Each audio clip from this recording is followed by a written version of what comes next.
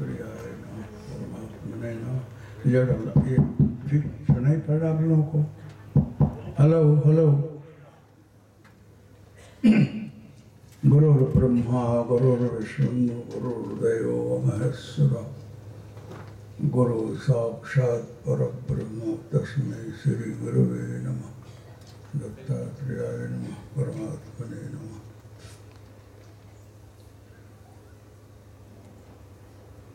पहले तो दिलीप भाई ने बहुत अच्छा बोला कि आपको कुछ मिला है तो हमको भी बताइए। इस संदर्भ में 2 मिनट बोलकर फिर इधर आता हूँ। एक गृहस्थ आश्रम में एक बुढ़ा रहा, बहुत खांसता रहा, कफ निकले, डब्बा में राख रख कर कफ डालता रहा। तो सोचा कि परमात्मा कहाँ होते, हमको दिखते नहीं, कभी दया तो करो। बहुत प्रार्थना करता रहा तो नारद जी पहुँच गए कि बप्पा चल तेरे को स्वर्ग ले जाता हूँ, बहुत दुखी है तू, अब तेरे को बहुत शांति वहाँ मिलेगी, अच्छा रहेगा। तो बोला कि आप ज्योतिषी हो? कहे कि नहीं, मैं तो महात्मा हूँ, तेरे कल्याण के लिए आया हूँ, स्वर्ग ले जाऊँ। वहाँ दर्शन ऐसा है ना, वो स्थल ऐसा है कि खुश हो जाएगा। बोला कि कहाँ लकड़ी है मेरी? मैं तो सोचा कि आए होगे तो आशीर्वाद दोगे, तबीयत अच्छी हो जाए। घर पर बैठे बैठे बच्चों की रखवाली करता हूँ, गेट का चौकीदारी करता हूँ। अभी मरने की बात करते हो, वहाँ जाने की बात करते हो। डांटा, उसने लकड़ी लिया। तो नारद जी बोले कि इसका मैं कल्याण चाहता हूँ, जहाँ ले जाना चाहता हूँ, फिर भी उसको जाने की इच्छा नहीं है। मैं दत्त धाम की चर्चा करूँ, वहाँ मुक्ति नगरी है। इसमें पूछो तो किसी को मुक्ति नहीं चाहिए। सबको धन है, दौलत है, विद्या है, पैसा है, प्रतिष्ठा है, मान पान है, यही चाहिए। बोलो कि चलो तेरे पर कृपा हो गई, आज आप लोग को मुक्त करें, तो कितने तैयार होंगे पूछ लो। भागवत की कथा होती है तो भागवत की कथा का मतलब साधक को मुक्ति देना होता है। एक को आदमी मुक्त होने के लिए नहीं आता है। वो सुनता है कि ये इनके घर में कुछ हुआ है, वो सुन रहे, अपन भी सुन लेंगे, सत्संग हो रहा है। लेकिन अगर विमान ऊपर से उतर पड़े कि जनसंख्या बढ़ गई है, अब थोड़ा लोगों को ले जाऊँ स्वर्ग में कि यहाँ भी अच्छा रहे, वहाँ भी, यहाँ भी हल्का रहे, सब विमान से कूद कूद कर भागने लगोगे। लड़की की शादी करनी है, छोकरे को पढ़ाना है, मकान बनाना है, ये काम है। कोई विमान पर बैठने को तैयार नहीं होगा। कोई मुक्त होना नहीं चाहता है जल्दी, इस संसार को छोड़कर नहीं जाना चाहता है। जहाँ है वहीं सुखी रहे, वो अच्छा है। समझे आप लोग? तो दत्त धाम जो है, वहाँ भूर लोग, भोर लोग, स्वर लोग, बाल लोग, जन्म लोग, सफर लोग, जो 7 लोग है, बीच का जो लोक है वो महर लोक है, ऋषियों महर्षियों का है। जितने पितृगण हैं वहाँ पहुँचते हैं। वो स्थल ऐसा है और सदगुरु की नगरी ऐसे है। अब मैं यहाँ आता हूँ कि सृष्टि के उद्धार के लिए, कल्याण के लिए, जनता की भलाई के लिए भगवान का अवतार होता है। उसमें महत्व का भाग जो है ऋषि महर्षि गुरु लोग अपना फला देते हैं। और इस सृष्टि को बैलेंस करने के लिए अच्छे अच्छे सिद्धों संतों का काम है। आप लोग जो सत्ता में हैं, जो कुछ कर रहे हैं, उनको आशीर्वाद भगवान दे रहा है। और हमारे जैसे बहुत से लोग शुभकामना करते हैं कि सर्वे भद्र सुखिनः सर्वे सन्तु निरामयाः। जो जहाँ हो उसको बल बुद्धि शक्ति मिले और वो ठीक से अपना काम संभाले। हम लोग बोलते नहीं, लेकिन भावना हमारी ये रहती है कि आपके पास ये शक्ति पहुँचे, आप ठीक से व्यवस्था करो। जहाँ सच्चाई है, ईमानदारी है, न्याय है, समता है, करुणा है, दया है, यही सदगुरु का स्वरूप है। वो देते हैं, वो पक्ष से दूर रखते हैं। सज्जन व्यक्ति हो, जो अच्छे मार्ग में अच्छा काम करता हो, उसको आशीर्वाद देते हैं। ये बैलेंस के लिए नारद जी सदगुरु है, त्रिकाल दृष्टा है। ऐसा कोई समर्थ गुरु नहीं मिले जो त्रिकाल में विचरता रहता है। देखिए नारद जी का प्रसंग पहले गुरु के विषय में एक चौपाई ये बहन गाती है। जो एक संगीत है, ये भी ब्रह्म विद्या है। संगीत जो है ये ब्रह्म का साक्षात्कार करा देता है। इसके लिए समय होता है कि बालकों कब गाना, भैरवी कब गाना, कल्याण कब गाना, लेकिन इस समय माफ़ करेंगे भगवान। आप भैरव राग में कि भैरवी राग में शबरी का 2-3 चौपाई गा दो तो देखो प्रथम भगत संतन कर संग। देखो पहली इस सृष्टि के संचालन में, किसी का कल्याण में, मंगल में संतों का आशीर्वाद पहले होता है। प्रथम भगति संतन कर संगा, दूसरी रति मम कथा प्रसंगा। श्री राम जय राम, जय जय राम, श्री राम जय राम, जय जय राम।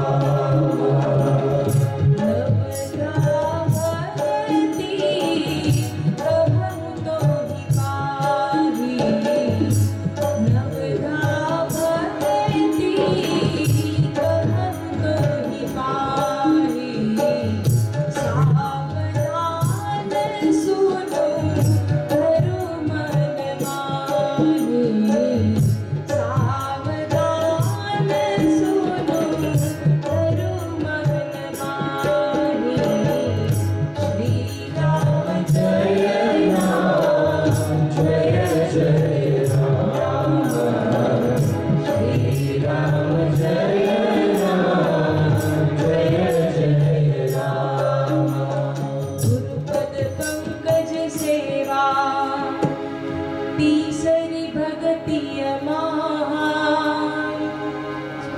चौथी भगति मम गुण गण, करई कपट तजिगा।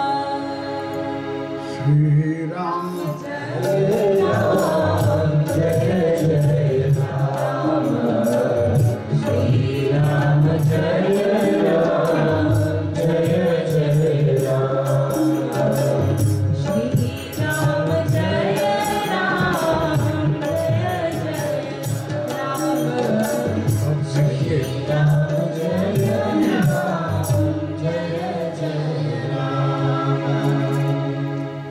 गीता में है मन ही चंचल कृष्ण प्रमाथि बलवर्तनी।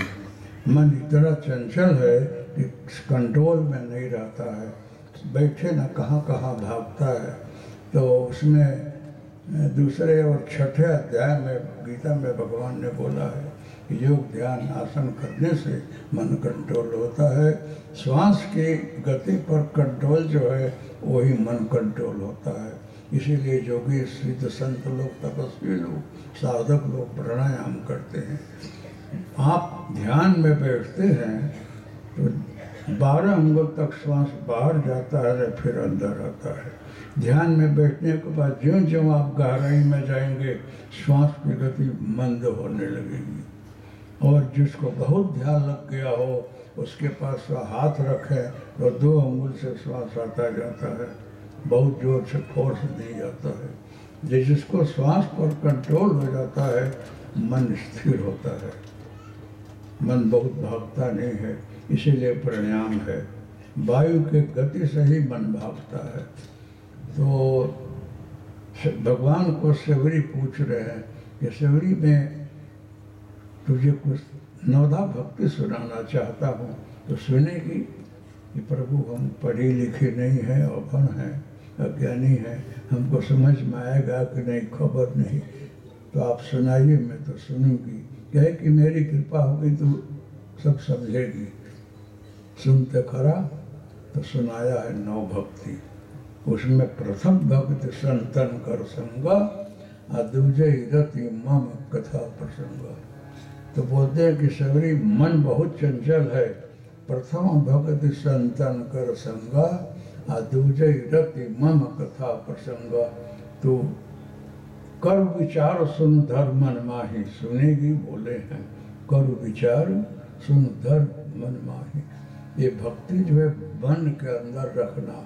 मन बड़ा चंचल है। जो पशु गधेड़ा खच्चर बहुत चंचल होता है ना, तो उस पर वो लोग वजन दादे डाल देते हैं तो धीरे धीरे चलने लगता है।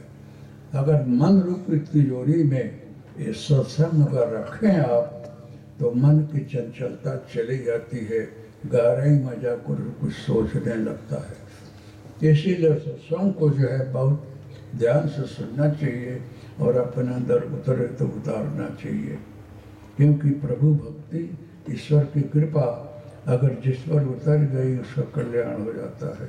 सुनाते तो हैं महापुरुष लोग बहुत कुछ, अभी ये शास्त्रीय भजन गाए, कितना अच्छा गाए, समझ में आता हो तो उन्होंने गाया, समझ में आता हो तो काम हो जाता उतने में ले, लेकिन कोई ध्यान से सुनकर हजम नहीं करता है, पचाता नहीं।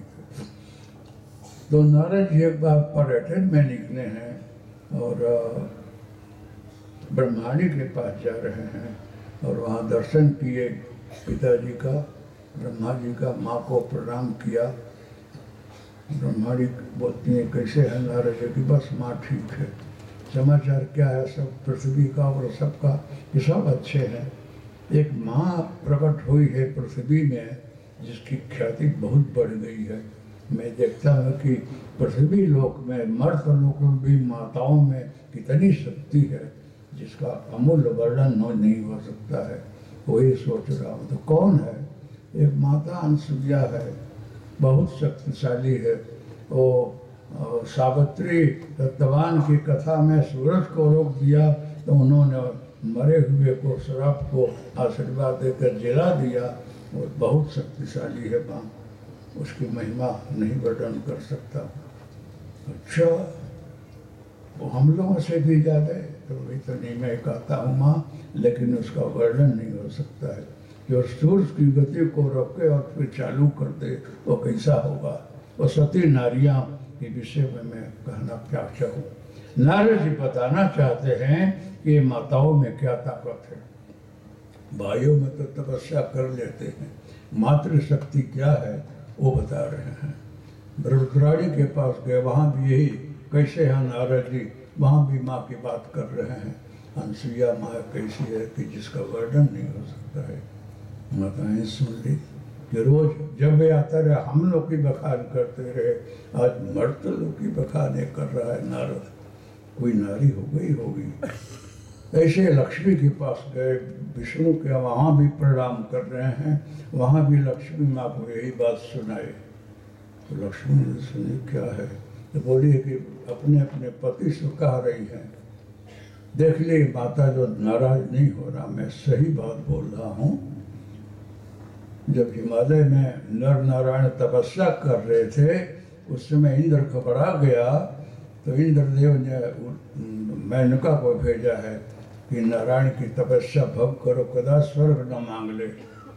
तो वहाँ मेनका डांस कर रही है और उसमें नर रूप में तपस्या कर रहे हैं नारद। उनकी तपस्या भंग के लिए कोशिश कर रही है और भगवान जो है दूर से ऐसा हाथ के बैठे हैं। नर नारायण पहाड़ है उधर हिमालय में, कदा सुने होंगे। भगवान बोलते हैं अर्जुन से, बहुनी में व्यतीतानी जन्मानी तो जानना। हमारा तुम्हारा अनेकों जन्म हुआ है, तेरे को खबर नहीं है, मुझे खबर है। तुम्हारा रक्षण कर रहे हैं। मेनका तपस्या भंग करने आ रही है, उसमें सदगुरु रूपी जो भगवान है हाथ रख के खड़े हैं। आप अच्छा काम करो, किसी भी काम में आगे जाओ, अगर सदगुरु का स्मरण करोगे भगवान का, तो आपके पीछे ऐसा हाथ रहता है, विघ्न नहीं आने देगा। आएगा हटा देंगे, आपको खबर नहीं पड़ेगी हमारे सामने क्या आया है ना कैसे हट गया, आप कल्पना नहीं कर सकोगे। उसमें भगवान ने देखा कि ये तो मेनका करके इसका तपस्या भंग कर देगी, तो इसे उरी मतलब ही या हाथ रखा ना ऐसे कुछ फेंका शक्ति से, वहाँ उर्वशी पैदा हो गई है, इसलिए उसका नाम उर्वशी है, उर्व से पैदा हुई है। और जा करके मेनका के सामने वो भी डांस करने लगी। तो मेनका देख रहे कि हमसे भी इतना ब्यूटीफुल, इतना अच्छा साड़ी पहनी है, इतना अच्छा सजी धजी है। ओहो, नारियों में एक विशेषता है कि उससे ज़्यादा कोई ब्यूटीफुल आ जाए और उससे ज़्यादा कोई बखान करे तो सोचते हैं कि हमसे भी आगे। ये साड़ी क्या से ले आया, कहाँ से लाई, ये लगेना का खरीदा आपने, ये वस्तु कहाँ से ले आई, बोलती जाएगी बहुत अच्छा है और पूछती भी जाएगी कि कहाँ से ले आई, कितना अच्छी लगती, कितनी ब्यूटीफुल है। तो दूसरे के बढ़ती देख करके नारियों में थोड़ी ईर्ष्या तो होती है, बखान भी करती जाएगी, पूछती भी जाएगी क्या से ले आया, केम छोना, क्या किया, साड़ी क्या सिलाया, आया क्या था, इसे पूछती भी जाएगी, बखान भी करती जाएगी। ये नारी का सहज स्वभाव है, ये होता है। तो माताएं देखे कि हमसे भी कोई शक्तिशाली पैदा हो गया मर्दलोक में, तो देवताओं को अपने अपने पति को बोल दे, जाकर उसकी तपस्या भंग करो और कुछ करो, क्योंकि हम लोग से भी ज़्यादा अच्छा हुआ तो ही नारद बखान करते होंगे। तो नारद जी बता रहे हैं कुछ पृथ्वी को संतुलित करने के लिए, मानवीय सृष्टि को बताने के लिए वहाँ नारद जी काम करते हैं। नारद जी झगड़ा नहीं लगाते हैं, वो सृष्टि को बैलेंस करने के लिए कुछ सोचते हैं। ये माताएं क्या हैं। अब वहाँ ब्रह्मा विष्णु महेश जो है तीनों अनसुईया के पास आ रहे हैं उनकी शक्ति को देखने के लिए और उनको नीचा दिखाने के लिए रानियों का आज्ञा मांग करके आ रहे हैं देवियों का। वहां आकर के सन्यासी के रूप में आए हैं। भिक्षाम देही कथा बहुत है पुराणों में, थोड़े मैं बोलता हूँ। तो महान भिक्षा देने के लिए निकल रही है तो बोलती है कि नहीं, हमारे कमंडल में रहती है, इसको शीरा बना दो और अपने गोदी में बैठा कर नग्न होकर खाना खिलाओ। तो एक बार लंदन में मुझे लोगों ने पूछा रहा कि आपके कैसे ऋषि महर्षि हैं और कि माताओं के पास नग्न होकर भिक्षा मांगने की इच्छा कर रखते हैं।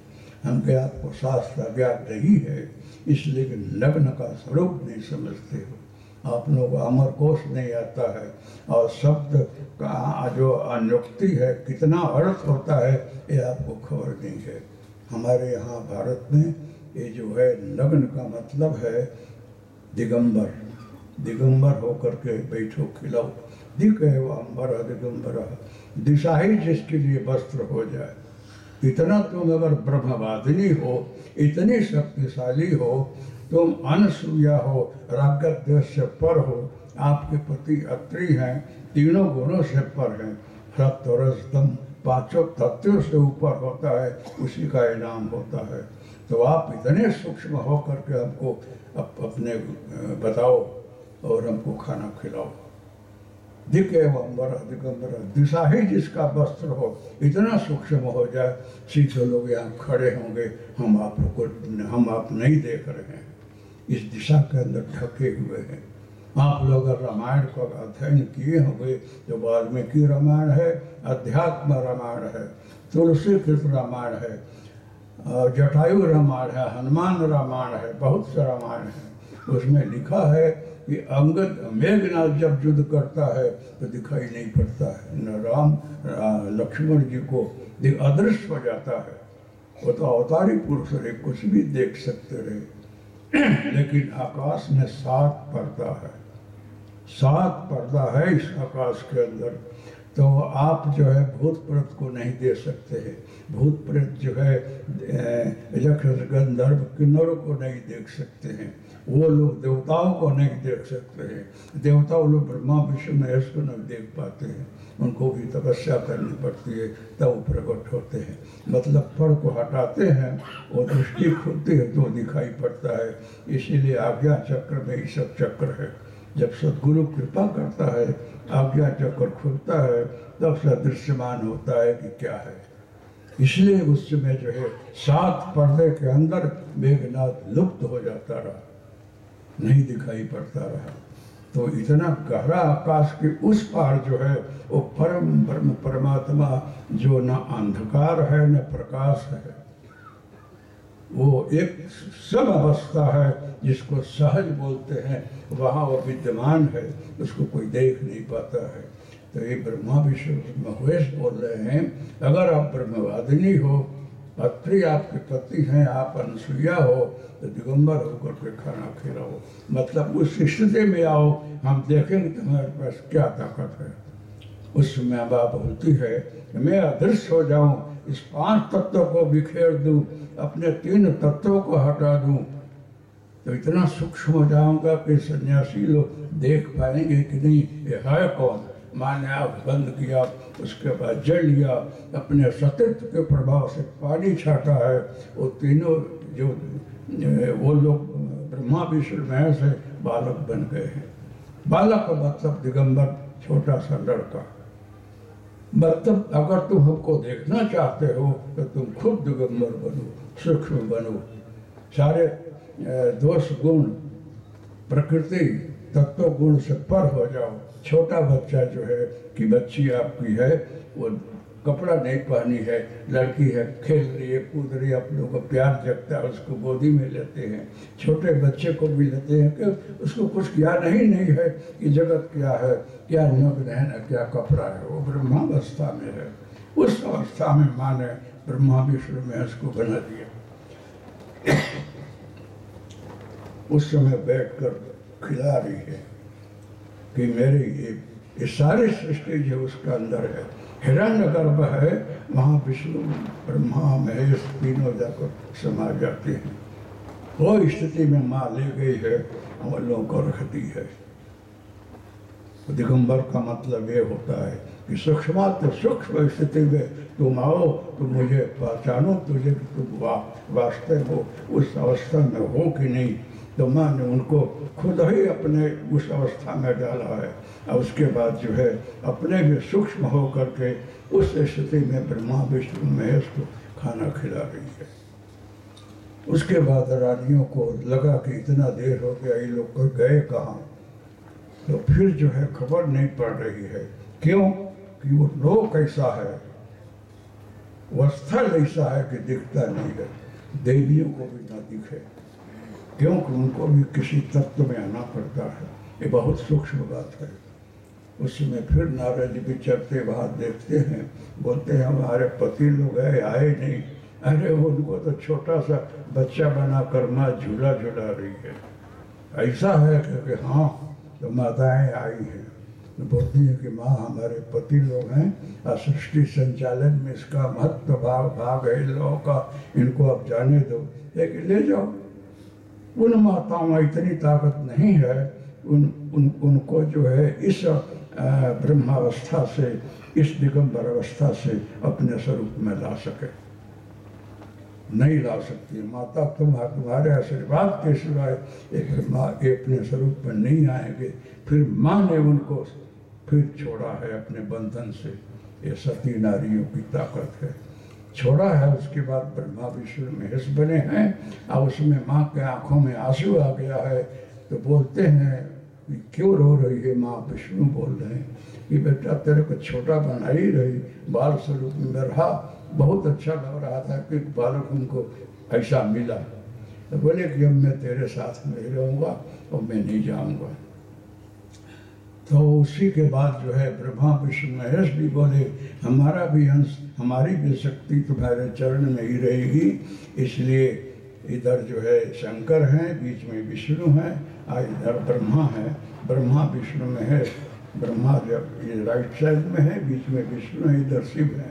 तीनों शक्तियाँ उस बालक में आई, उनका नाम दत्त बना, जो देने से आए हैं। ये शक्ति बड़ी है। नारद जी बता रहे हैं इन माताओं में इतनी ताकत है कि ब्रह्मा विष्णु महेश को भी बालक बना दे। ये चाहे सो कर सकती है। अगर ये न होती तो कृष्ण नहीं आते, ये न होती तो राम नहीं आते।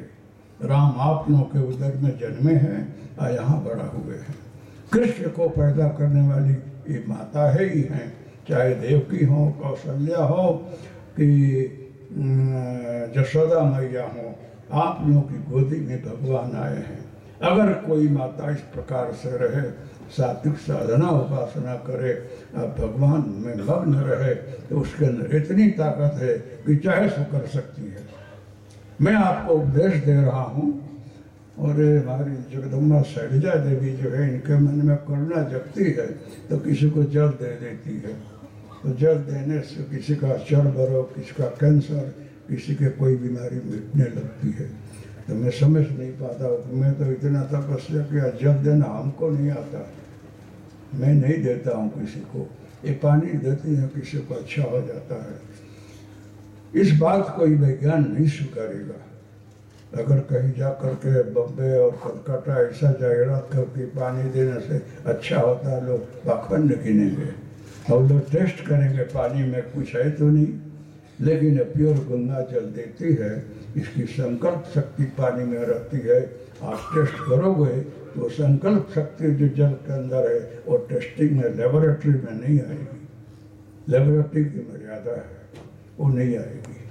मैं ये बताना चाहता हूँ आप सभी माताओं को कि आपके अंदर उतनी ताकत है, इतनी शक्ति है कि आप चाहो सो कर सकती हो।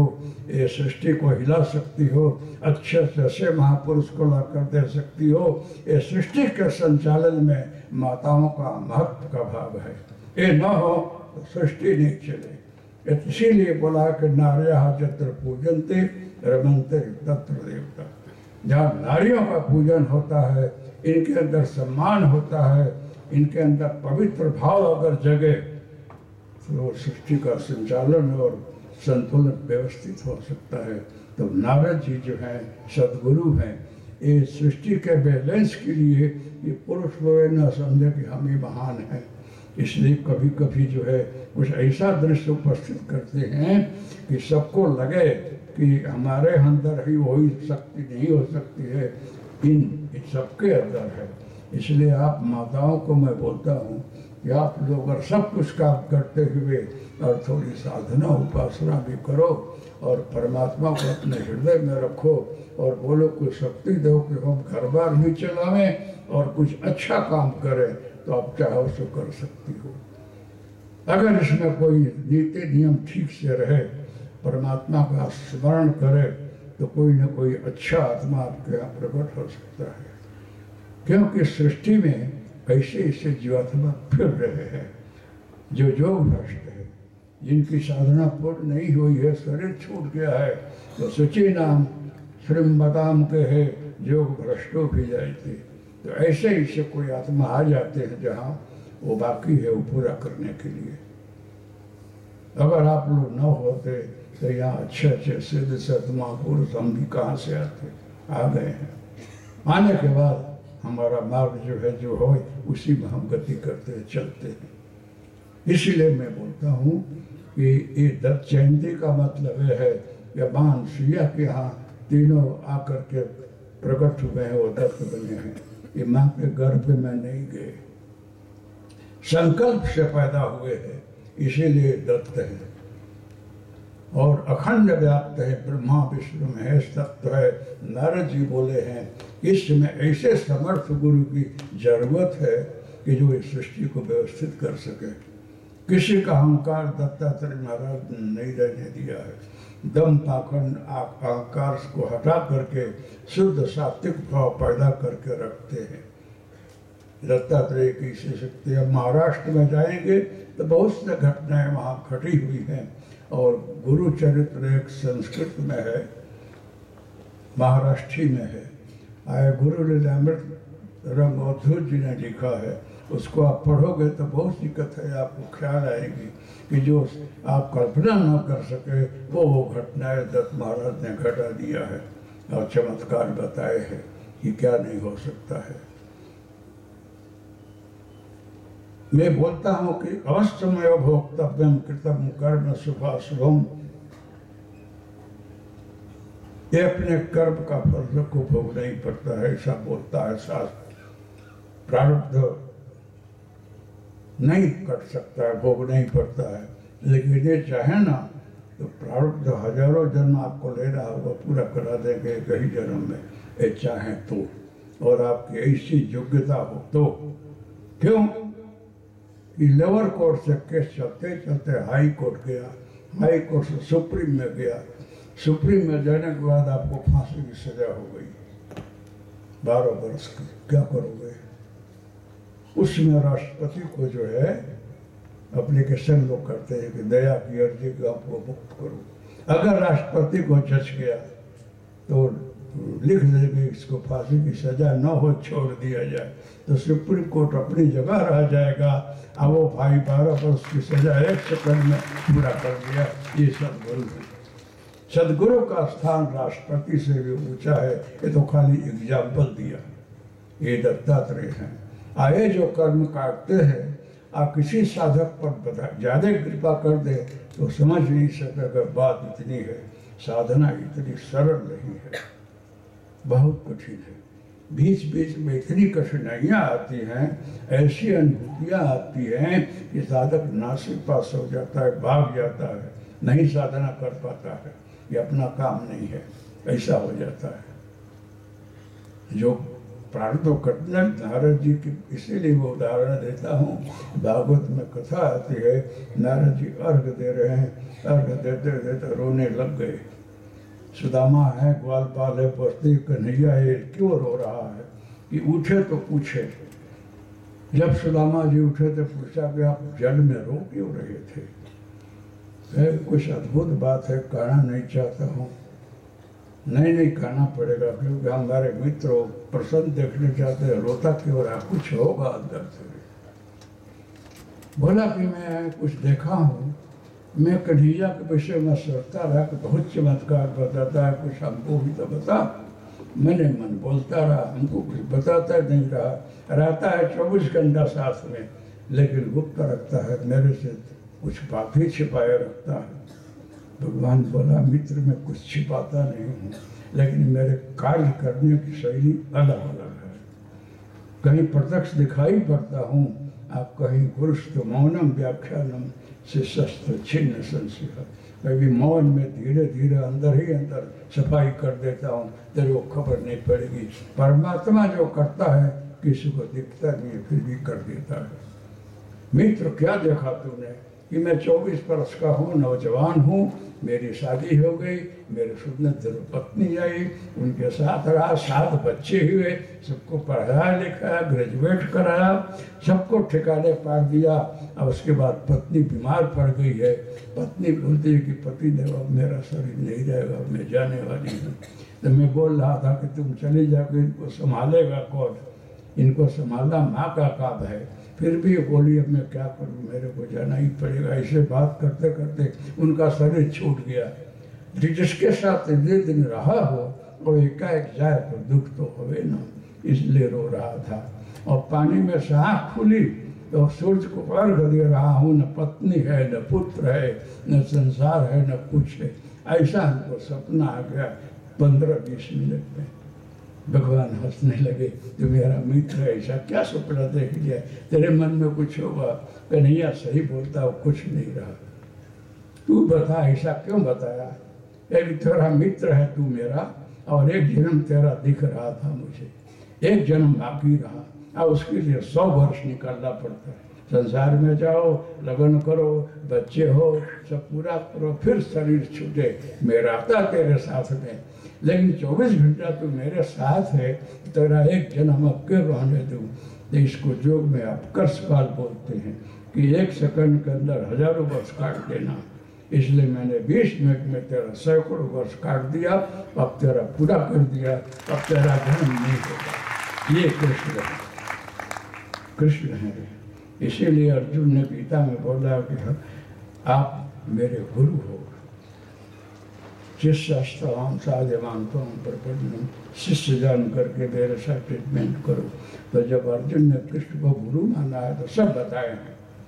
और लास्ट में बोले हैं कि तेरी बुद्धि बहुत ज़्यादा है, तर्कशील है। जहाँ तक बुद्धि तर्क करती है वहाँ तक साधना की अनुभूति नहीं होती। साधना की अनुभूति मौन में है। एक सोने का एक गिन्नी 2-5 तोले का डाल दो पानी में, और किसी को बोलो कि आप जो ले लेगा उसको हम दे देंगे, लेकिन बोलना पड़ेगा, मिले तो बोलना। तो पानी के अंदर कुएं में उतर गया हो, सोना आ गया, वहाँ से बोलने जाएगा तो वाणी नहीं होती है। जल तत्व अग्नि तत्व में विरोध है। जल तत्व में अंदर जाओगे तो वहाँ बोला नहीं जाएगा, बाहर आने के बाद ही वाणी आएगी। पानी में अग्नि भी है, नहीं तो बिजली नहीं बनती। जल इतना ठंडा नहीं, बहुत गर्म है। इसलिए जल तत्व अग्नि तत्व में विरोधाभास है। तो सोना मिला लेकिन आप बोल नहीं सकते हो। तो वाणी जो है, आनंद बहुत आया कि मिला मुझे, क्या खुशी हो गई, लेकिन खुशी व्यक्त नहीं हो सकती है, वो मौन है। अंदर से लगा कि आप बहुत खुश हो, लेकिन वाणी थी ही नहीं, बोलो कहाँ से। इसलिए वाणी मौन जो है वो साधना की प्राप्ति की पूर्णा होती है। इसलिए लास्ट में सब लोग जितने भी साधु संत महापुरुष महात्मा हैं लास्ट में मौन हो गए हैं। वो जान करके नहीं, स्थिति आ जाती है। बुद्ध भगवान मौन रहते रहे, प्रायः रमन महर्षि के जीवन में पढ़ो तो वहाँ कोई जाए तो ध्यान में बैठे रहे, मस्त बोले कुछ नहीं। लेकिन वो मौन में बैठने से, मौन होकर भी कुछ आपको बोल रहे हैं। आप जितना भी प्रश्न लेकर जाओगे बैठे बैठे समाधान हो जाता है, बोलेंगे नहीं। और फिर भी आपको लगा कि हमारा सब समाधान हो गया। ये गुरु की भाषा है। इसीलिए श्लोक है, इस गुरुस्त मौनम व्याख्यानम। वो मौन व्याख्यान है। शिष्यस्तु छिन्न संशय, शिष्य के सारे संशय को दूर कर देते हैं। इसलिए गुरु को पहचानना भी बहुत मुश्किल है। गुरु को हम आप कैसे पहचान सकते हैं? अगर आपकी योग्यता होगी तो गुरु आपको मिलेगा। आप गुरु को ढूंढ नहीं सकते हो। गुरु कहाँ पहचानोगे? गुरु आपको पहचान लेता है कि ये पात्र अच्छा है, इसको कुछ दो, अब आशीर्वाद दे देता है, आपको कल्याण हो जाता है। लेकिन बाकी आप बोलो कि गुरु ढूंढ लो तो आप रोज तर्क करोगे, गुरु पहचान में नहीं आएगा। आप गुरु की व्याख्या करते हो कि दाढ़ी हो, जटा हो, चंदन हो, कपड़ा हो, नीला हो, पीला हो, वही गुरु है। गुरु किसी भी रूप में मिल सकता है। दत्तात्रेय जो है का क्या स्वरूप है ये जानना बहुत मुश्किल है। कभी कंतान पहने हुए फिरते हैं, कभी भस्मी लगाए हैं, कभी इन वस्त्रों में हैं, कभी दिगंबर हैं, क्या खबर, उनको कौन पहचानता है। लेकिन जिस पर कृपा करते हैं वो जान लेता है।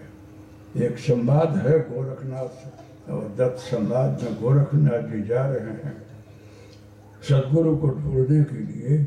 और वे झाड़ के नीचे एक महात्मा बैठे हैं,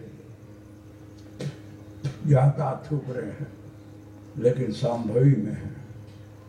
सांभवी एक साधना में अवस्था आती है कि अंतर लक्षण बहिर्दृष्टि निमेशोन्मेष वर्गिता ऐसा सा सांभवी मुद्रा सर्वशास्त्र गोपिता। तंत्रों में, शास्त्रों में शंकर ने पार्वती को बताया है। ये माता जी ने सुबह बताया पुराणों तंत्र। पुराणों तंत्र में भी यही बात लिखा है जो इन्होंने बोला कि पार्वती माँ को भगवान शंकर ने बोला है कि पार्वती शक्तिपात से 3 लक्षण, 3 प्रकार से शक्तिपात होता है। स्पर्श, यथा पक्षी सुपक्षाभाम शशुन संवर्धित क्षणे ही स्पर्श दीक्षोपदेशस्तु तारस कटुता प्रिय। एक स्पर्श से शक्तिपात होता है, एक दृढ़ से, एक संकल्प से। जथा मत्स्य स्वतन्यान ध्यान मात्र न पोषे। मच्छी जो है, जल पक्षी जो है, अंडा दे करके ढाकी रहती है, वहीं बैठी रहेगी, हटेगी नहीं। वो पंख के थ्रू उसको, उसके अड्डे को आशीर्वाद मिल रहा, शक्तिपात हो रहा है।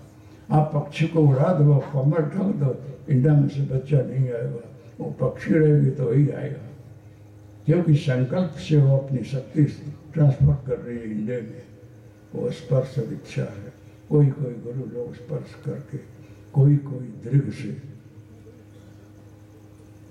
पांचवी जो है बच्चे को देखती रहती है, 1 फुट दूर ऊपर रख करके। जीव विज्ञान कोई पढ़ा, उसको ख्याल होगा पशु पक्षियों का। 1 फुट पर देखती रहती है, उस दृष्टि से बच्चे को खुराक मिलता है, खिलाती उलाती नहीं है। मत्स्य जो है जल में इंडा देगी और बहुत दूर चली जाएगी तो वहाँ स्थिर हो जाती है कभी। वो हमारे बच्चे तो स्थिर होकर के संकल्प करती है तो पानी के थ्रू उसके बच्चे को शक्ति मिलती है, इंडा बड़ा होता है। पानी में करंट है, इसी में से बिजली बनती है। यहाँ से टेलीफोन उठाओ ना तो अमेरिका तक सुनाई पड़ता है, हॉटलाइन हो, किसी से भी बात कर लो। वायरलेस वायर नहीं है फिर भी आवाज़ जा रहा है। तो जब आपने इतना ज़्यादा विज्ञान सीख लिया तो ऋषियों महर्षि के पास पहले से है, इसलिए लोग संकल्प से, ये शक्तिपात है और संकल्प से होता है। इधर दत्तात्रेय महाराज जैसे सिद्ध समर्थ महापुरुष जैसे करते हैं, आप बैठेंगे ये संकल्प करेंगे कि सबको ध्यान लगे, और आप चाहोगे और हम चाहेंगे तो ही ध्यान लगेगा। मैं चाहूँ आप ना चाहो तो न लगेगा, क्योंकि टेप आपके पास है। टेप में मैं यहाँ लंदन से बोल रहा हूँ, दिल्ली से बोल रहा हूँ, आपके टेप में आवाज़ में सुनना। तो टेप जो है उसमें सेल डालना, सेल मतलब श्रद्धा विश्वास। इस शरीर रूपी टेप में श्रद्धा विश्वास रखना, और जहाँ का समाचार सुनना हो कांटा वही लगाना। दिल्ली में कि लंदन में अगर दूसरे जगह लगा दोगे तो पाकिस्तान का न्यूज आएगा, अगर विचार का आएगा वो हमारा नहीं आएगा।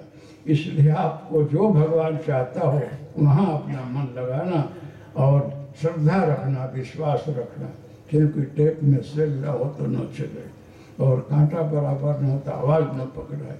अब मैं यहाँ से रिले कर रहा हूँ, इसलिए मैं चाहूँ आप चाहो और भगवान चाहे तो ही ध्यान लगता है। तो मैं तो जरूर चाहूँगा और जगदम्बा से भी बोलूँगा कि आप भी दया करना, इन लोगों को ध्यान लगे। तो जब ध्यान की शुरुआत हो तो आप लोग अलर्ट रहना कि आपका टेप ठीक रखना, हम वॉइस भी रिले करेंगे, आपको बड़ी मजा आएगी। उसमें क्या क्या होगा अभी नहीं बताऊँगा, ध्यान में क्या क्या अनुभव होगा अभी बता दूँ तो आप लोग वैज्ञानिक हो। साइकोलॉजिकल विचार आया इसलिए दिख गया, इसलिए बोलूँगा नहीं, दिखने के बाद बोलोगे उसका अर्थ बताऊँगा, लेकिन कुछ कुछ होता जरूर है। तो मूलाधार से यहाँ ले आने में सदगुरु को क्या क्या अनुभव कराना होता है ये बताया नहीं जाता, क्योंकि सब लोग ख्याल नहीं आएगा। ये जो गहराई का विषय है ये संत लोग जानते हैं, वो सुपात्र उसको बताते हैं। इसलिए गोरखनाथ जी जा रहे हैं और महात्मा पूछ रहे हैं गोरखनाथ जी की इधर कहीं दत्तात्रेय का स्थान है, कहीं है कि क्या है, इधर कैसे पहचानोगे? तो ये तो बहुत मुश्किल है। तो बोले कि आप भी कोई सिद्ध लगते हो, कहे कि नहीं, क्या चाहते हो सिद्धि में? तो आपको सिद्ध है तो इस तालाब में मैं डूबूं तो आप ढूंढ लोगे? जरूर ढूंढ लूँगा, इतना तो आता है मुझे, तैरना भी आता है। पानी में गए तो पकड़ कर टाटिया खींचा महात्मा ने, डेढ़का बन गया रहा, तो डेढ़का बनकर उसमें गए तो पकड़ा, कभी मच्छी बन कर गए तो भी पकड़ कर खींचा। जब जब वो डूबे ये लिखा हुआ है कहीं, वो बाहर निकाले तो उसके बोले आपको भी आता है ऐसा अदृश्य होना? हाँ मेरे को भी आता है। तो पानी में महात्मा डूबे तो महात्मा जी गोरखनाथ जी ढूंढ नहीं सके, तो बोले कि आप बाहर आओ, आपको नहीं हाथ में आ रहे हो, क्योंकि जीव जीवात को भी मैं देख सकता हूँ लेकिन आप नहीं दिख रहे। फिर महाराज बाहर आए, बोले कि मैं पानी बन गया रहा। तत्व में तत्व बन जाना ये बड़ी ऊंची अवस्था है। तत्वों में तत्व बन जाना अलग अवस्था है। कोई स्वरूप ले लेना ये सिद्धि का अमुक कैटेगरी है, अमुक अवस्था है। तो दत्तात्रेय को बाद में गोरखनाथ जी दत्त का संवाद है, बहुत चर्चा हुई है। गोरखनाथ जी साक्षात शिव स्वरूप हैं, महान सिद्ध पुरुष हैं, फिर भी एक दूसरे की मर्यादा रखा जाता है। दत्तात्रेय विष्णु के अवतार हैं और तीनों देव इनमें हैं, इसलिए नवनाथ भी 84 सिद्ध भी इनको मानते हैं, हाथ जोड़े खड़े रहते हैं। ये मर्यादा है। पुत्र अगर पुत्र है बहुत आगे बढ़ गया हो और बहुत ऊंची अवस्था में हो, फिर भी माता पिता को प्रणाम तो करता है। तो गोरखनाथ जी महान है, ये तो और महान है, सिद्धि के रहता है। एक दूसरे की मर्यादा रखते हैं, प्रणाम करते हैं, आशीर्वाद लेते हैं। तो मैं खाली यही बताया कि दत्त का प्रागट्य का रहस्य कभी मत सोचना कि ब्रह्मा विष्णु महेश वहाँ जाकर माँ को क्या बोले न कैसे क्या हो। वो रहस्यात्मक भाषा है, उसको समझना बहुत मुश्किल है, उसका अर्थ अलग अलग होता है। इसलिए इस स्थिति में जाकर को दर्शन दिए हैं कि जो अवर्णनीय है।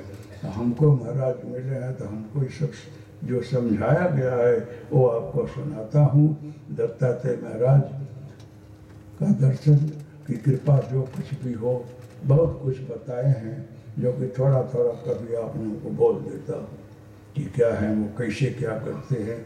अब बहुत कठिन है। वो ऐसे डॉक्टर हैं कि उनके पास जन्म में कोई बीमारी नहीं रहती है, लेकिन बीमारी का निदान ऐसा करते हैं कि दर्दी घबरा जाता है।